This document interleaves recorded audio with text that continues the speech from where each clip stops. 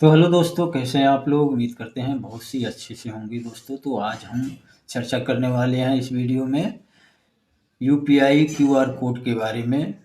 और दोस्तों देखिए, बहुत सारे लोग जो हमारे छोटे बिजनेस करता है या बड़े बिजनेस करने वाले हैं, क्यूआर कोड लगा करके पैसे पेमेंट लेते हैं। क्योंकि ऑनलाइन का ज़माना हो गया है। आप दुकान खोले हैं, कोई भी ग्राहक आएगा और वो डिजिटल पेमेंट आपको देता है। उस पीरियड में खाते क्यों फ्रीज हो जा रहे हैं, इसका क्या कारण है, इसी के बारे में हम आज चर्चा करेंगे और इसमें हम कैसे बच सकते हैं इस चीज़ से, इसके बारे में चर्चा करेंगे। तो दोस्तों, सबसे ज़रूरी है कि हम अपनी सेफ्टी खुद रखें, क्योंकि गवर्नमेंट तो रूल लगा दी और सफल भी हो गया। क्योंकि डिजिटल इंडिया बनाना था तो डिजिटल ट्रांज़ैक्शन अलाउ हो गया और पूरे भारत में ज़ोर-शोर से डिजिटल पेमेंट होने लगा। अब इसकी वजह से सारे दुकानदार भाई हमारे जो हैं वो डिजिटल पेमेंट लेते हैं। क्यूआर कोड, पेटीएम, गूगल पे, फ़ोनपे से जो भी पेमेंट लेते हैं। इसमें बहुत सारे हमारे बिज़नेस करने वाले भाई जो है कि परेशान हो गए हैं। उनका खाता जो है कि फ्रीज हो गया है, होल्ड हो गया है। इस आखिर ऐसा क्यों हो रहा है, इसके बारे में हम आज इस वीडियो में जानेंगे। तो दोस्तों, होता क्या है ना कि कभी-कभी कोई बहुत अच्छी स्कीम आती है ना, तो उसमें जो होता है ना, कुछ कमियाँ भी होती हैं। अब वही हुआ है यूपीआई के साथ और क्यूआर से जो हम लोग पेमेंट ले रहे हैं उसके साथ हुआ है।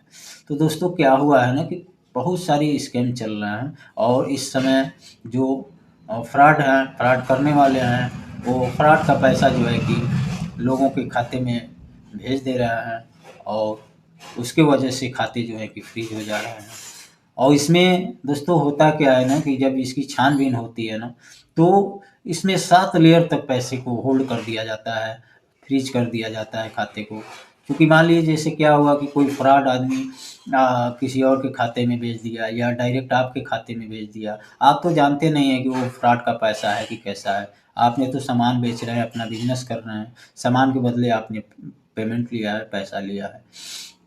तो होता क्या है कि या कोई व्यक्ति के खाते में फ्रॉड का पैसा आ गया, उसने आपको पेमेंट कर दिया, या 2-4 लेयर होकर के आपकी पेमेंट जो है कि क्यूआर कोड पे आपका पेमेंट आ गया वो बिज़नेस करते समय।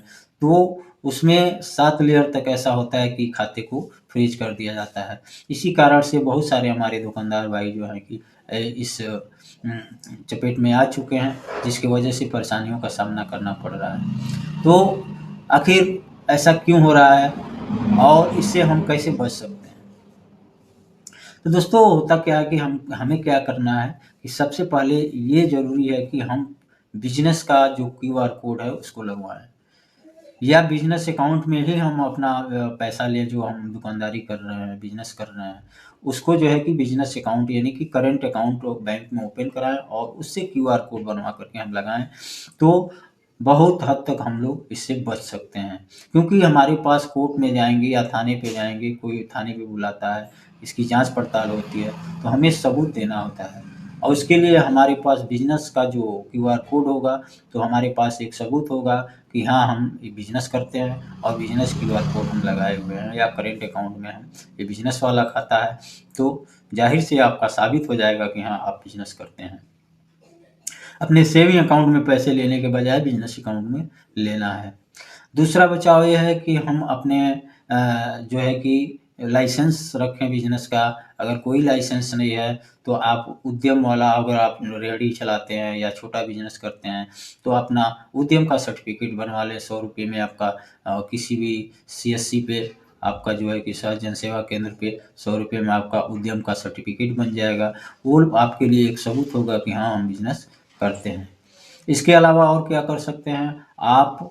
इसके अलावा आप एक अपना जो है कि सीसीटीवी कैमरा लगाइए अपने दुकान में, ताकि कोई ऐसी बात होती है तो आप कैमरे से रिकॉर्डिंग को आप दिखा सकते हैं कि हाँ, इस व्यक्ति ने, फला व्यक्ति ने जो है कि हमारे इस क्यूआर कोड पे पैसे भेजा था और हम बिज़नेस करते हैं, इसमें हमारी कोई गलती नहीं है।